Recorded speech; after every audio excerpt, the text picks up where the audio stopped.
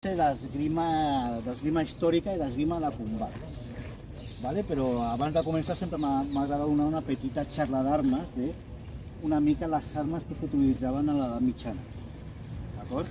Perquè cada arma té la seva utilitat i no tot servia per tot. Vale? Però abans de començar, perquè sempre que faig aquesta xarra, sobretot quan feia al principi, em deien no, és que tu et fiques amb l'arc, denigres l'arc. I jo no, jo soc d'un grup de l'arc.